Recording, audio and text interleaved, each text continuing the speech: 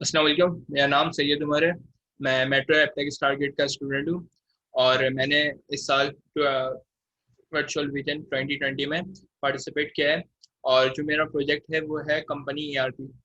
ERP जो हमारे पास companies में होती हैं जिसके अंदर सारी सेल्स और सारे कस्टमर्स, सारी के सेल्स, परचेज, एक्सपेंस और अकाउंट्स जितने भी होते हैं कंपनी के, वो मैनेज हो रहे होते हैं। तो उससे रिलेटेड मेरा सॉफ्टवेयर है। और चलें, मैं इसका आपको डेमो दिखाता हूँ। हमारे पास डेमो है। ओके, तो हमारे पास जो है वो हमारे पास जो डेस्कटॉप स्क्रीन है इसकी, या डैशबोर्ड कह लें, तो वो दिख गई है। सो डैशबोर्ड के हमारे पास क्या दिख रहा है? हमारे पास कस्टमर्स दिख रहे हैं, हमारे पास प्रोडक्ट्स दिख रही हैं, हमारे पास सप्लायर्स दिख रहे हैं, सप्लायर्स कह रहे हैं या वेंडर्स कह रहे हैं, और हमारे पास टोटल सेल्स दिख रही है। उसके बाद हमारे पास सारे एक्सपेंस का एक चार्ट दिखा रहा है, जिसके अंदर हमारे एक्सपेंस सारे दिखेंगे। सर्विसेज कितनी हुई, एम्प्लॉय की सैलरीज कितनी गई, ये सारा चार्ट है। और फिर सेल्स, प्रोडक्ट सेल्स की इस मंथ की एक्चुअली जो हमारे पास इस मंथ में जितनी प्रोडक्ट सेल हुई है उससे रिलेटेड यहाँ पे सारा डेटा है।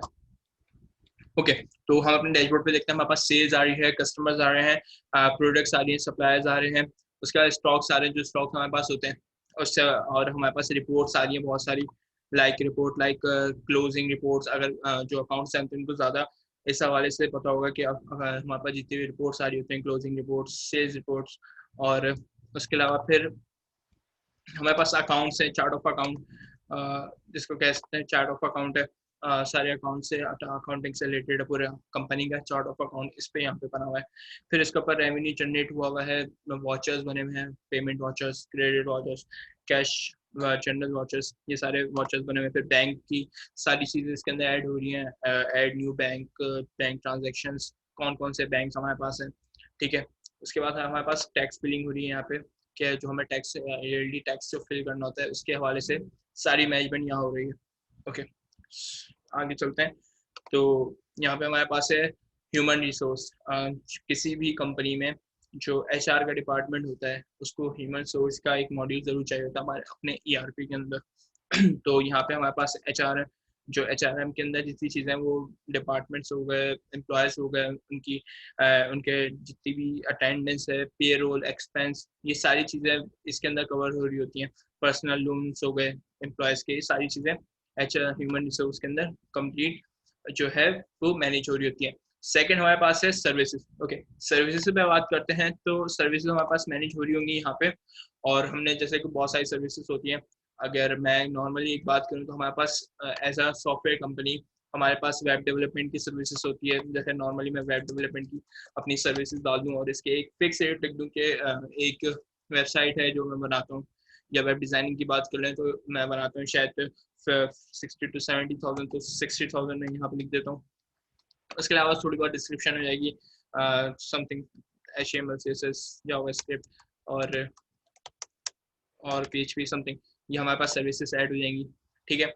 और वो यहाँ पे हमें शो हो जाएगी। अब ये सर्विसेज हम आगे अपने कस्टमर को सेल करते हैं, या कोई भी चीज़ उसको सेल करने के लिए यहाँ पे मैनेज हो रही होती है। हमारे पास कस्टमर्स हमारे पास यहाँ दिख रहे होते हैं, मैनेज कस्टमर्स बनाते हैं, तो हमारे पास यहाँ पे कस्टमर्स भी दिख रहे होंगे बहुत सारे। हम अपने न्यू कस्टमर्स को ऐड कर सकते हैं, ठीक है। और यहाँ पे ऊपर देख सकते हैं हमारे पास क्रेडिट कस्टमर जिनके पास लोन मतलब पैसे रहते हैं वो हो गया, पेड कस्टमर्स जो जिन्होंने पैसे पे कर दिए, वो यहाँ पे सारी चीज़ें मैनेज हो रही होती हैं। फिर हम अपनी सेल्स पे आते हैं, तो हमारी सेल्स के ऊपर यहाँ पे एक और सेल्स बनी हुई है, जैसे कि POS सेल्स है। तो इसके अंदर POS सेल्स के अंदर हमारे पास क्या हो रहा होता है, हमारे पास बार कोड, अगर एक प्रोडक्ट है तो बार कोड आ रहा होगा, नहीं है तो उसको ऐसे छोड़ देंगे, ठीक है। या क्योंकि बार कोड के ऊपर, बार कोड के अगेंस्ट इसको फिल कर रहा होता है, तो इसके ऊपर ये वर्क चल रहा होता है। फिर यहाँ पे सेल्स, हमारे पास सेल्स कोई भी चीज़ है कि कस्टमर कौन सा है हमारे पास, जैसे कस्टमर हम डालते तो यहाँ पे कस्टमर आ जाएगा, यहाँ पे नहीं डालते तो यहाँ पे शो पॉपअप करवा देगा कस्टमर या कंपनी को ऐड करने के लिए। फिर हमारे पास दो बैंक अकाउंट्स हैं, पेमेंट टाइप्स हैं, बैंक हो गया, कैश हो गया। यहाँ पे हमारे पास सर्विसेज या प्रोडक्ट्स जिसको कह सकते हैं, यहाँ पे अगर हम लोग सर्विसेज सेलेक्ट कर लेते हैं तो वेब डेवलपमेंट की हमारे पास जो है सर्विसेज आ रही होंगी या प्रोडक्ट्स आ रही होगी। तो इस हिसाब से जैसे कि अब यहाँ पे प्रोडक्ट्स भी ऐड होंगे इस डैशबोर्ड के अंदर। हम डैशबोर्ड में आते हैं अपने, तो यहाँ पे हमारे पास कुछ प्रोडक्ट्स भी ऐड हैं, ठीक है।